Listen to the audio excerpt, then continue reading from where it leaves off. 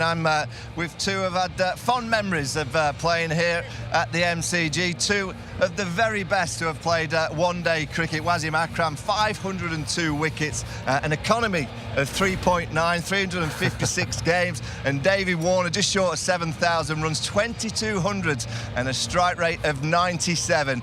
It all started for you, Wasim, 1985 here at the MCG. Yes, first time I arrived here from New Zealand. I played my first test cricket there, first series, and then arrived here, played against the mighty Australians, and I got 5 for 21. First 5 wickets, first 5 over spell, got 5 for here at the MCG. That was dream come true for me as a young kid, just 17.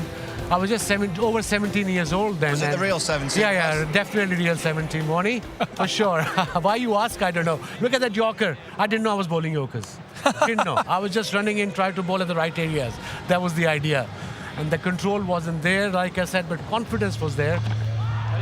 That's a great man, Dean Jones, inside edge. I tried to abuse him. What about the jersey, Was? Yeah, this kit was nice. I mean, for me, that was the first time wearing a coloured kit with white ball. It was a dream come true for me as a young 17-plus-year-old Pakistani, and playing against the likes of great Imran Khan. Javed Miandad was the captain, and that was Kim Hughes, in fact. Great man, great player. I remember this particular wicket. I went to Imran, what should I do? Because I didn't know where to bowl at these greats. He said, bowl him a bouncer. I said, but bouncer is a no ball. He said, try not to go over shoulder height. So that's what I did, and exactly happened. I got the 5th wicket. Brilliant coverage from back in '85. Now, Waz, you've got a ball in your hand. David Warner, one of the modern greats, opening the batting. I'm going to ask you a question. How would you bowl to David Warner? Depends. If it's a new ball, I'll make sure I don't give him width this side or this side. And if he can hit me straight, fair enough. I mean, I've played a lot of cricket against one of the greats of the game, our presenter, Gilchrist. He was the most difficult batter for me to bowl at because there was no bounces. So for him, I'll use the crease early on with the new ball here, pitch like this. He might nick one, he might hammer me, but it'll be a good battle between us. Show us the scene, Waz. How are you going to bowl that outswinger to David Warner? David Warner, this is the outswing thing. I might go wide off the crease, might go close to the stump. It depends on the pitch, if it's swinging or it's seaming. What about that one that comes back in? Not with the new ball. I'll wait for that for the old ball. Yeah. Because one-day cricket is all about wide balls. I used to bowl so many wide balls, but I realized eventually just stick to one swing with the new ball. And you were always the king with the old ball, getting it to reverse swing. Is that when you'd feel that you'd be able to have the wool over Davy's eyes? He'd probably be 150 not out by then when I come to bowl with the old ball. But yes, it would have been much easier to bowl at David Warner if the ball was reversing, for sure. And Davy, you have fond memories of playing at this venue. I do. Made my debut here against South Africa.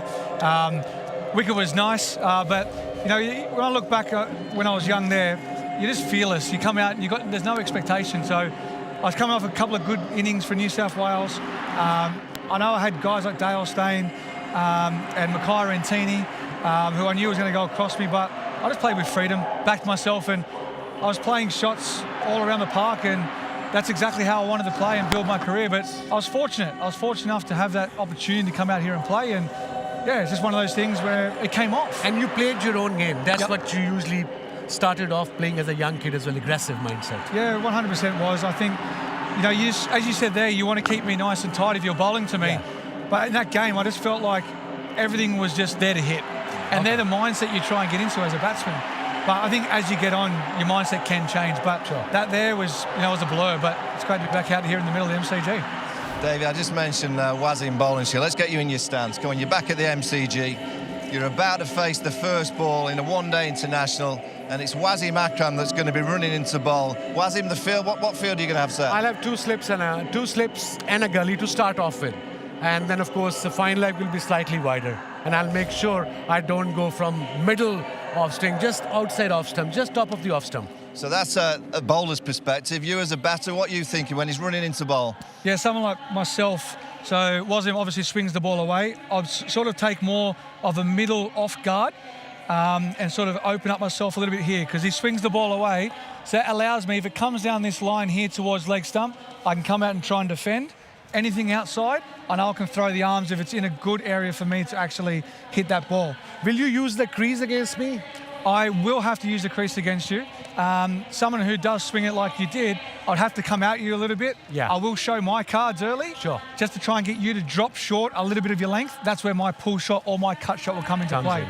Someone who doesn't swing the ball, I go a little bit this way, and I've got freedom to actually go back over the bowler's head. But with Wasim and his skills, he used to swing the ball late. That's an error if you're hitting the ball straight down the ground. So your mindset as Wasim's running into bowl, if it's in your arc, it's going to the boundary. I'm hitting everything sort of over cover and mid-off. 9 times out of 10, if it doesn't go there, it's going to spoon over backward point. Hopefully it doesn't travel down the third man. And what do you expect from this pitch? The Australians have won the toss. They're going to have a bowl. Pat Cummins will have the new white ball in his hand very soon with Mitchell Starc. Maybe the uncertainty. First game here of the summer for Australia. I think it's nice, even coverage of grass, but I think if we can, if Australia can hold them to a good total, competitive total, the two guys at the top of the order know exactly how hard they need to go. And coming from Pakistan, Pakistan team, they very rarely see a grassy pitch, especially in ODIs. And they just won the series against England on a slower turning tracks. So there'll be a big test for them how to bat against the big guns like Mitchell Starc. You think there's a lot of grass on there, Was? Yeah, coming from Pakistan, yes. Haven't you seen the series recently? Did you see the test match? Exactly. Was, what about Mitchell Starc? He's a wonderful left-arm bowler, just like you were. He's incredible. I mean, he started his career in front of me, almost, I think, 400 test wickets, and he's still bowling quick. I love the way he bowls. I love the way he runs in, and most importantly, what I love about him, the attitude he bowls with. Yeah, this is Every Mitchell ball Starc. is 140, 145 plus, 150 at times. That's why he's been so consistent with his performance. Yeah, this is his match fifer. winner. Just recently against England. He's a match winner. He is. That's what you want in your team. Davey, you're at the top of the order. You're with a match winner with the bat. Mitchell Starc with the ball in hand. He does exactly that. So Australia are expecting them to make early inroads and get stuck into the Pakistan lineup, Davey? Yeah, I hope so. And I think one of the great attributes that Mitchell Starc's worked on from Test cricket, he's applying into one-day cricket, is he can actually hold the seam and roll his fingers over it and bring it back into left-handers. As well, yeah. And can go across to the right-handers. So that's one of his big attributes. The last sort of what 2 I years he's want worked on. to see from him now, with so much experience behind him, when the ball gets reverse swing, he just goes across. He comes around the wicket to the right-hander and goes across. With this pace, if you bring the ball back in a little bit as well, as a reverse swing, you'll get a lot more wickets. And from Pakistan's perspective, Wasim, they've got the bat in hand. You mentioned there's a bit of grass on the surface. Who from Pakistan has to deliver today to get a number on the board? I think we have two young guns coming up, very talented. Saim Ayub making his debut, Abdullah Shafiq. We know he's a very good player. Patience is the key here with the new ball. Try not to lose wickets early on with the new ball.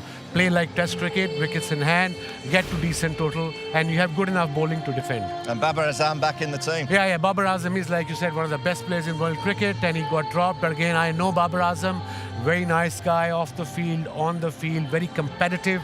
And I think, like Gilly was saying, and Wani was saying as well, the team batting revolve around Babar Azam. If he gets run, Pakistan team is in every game.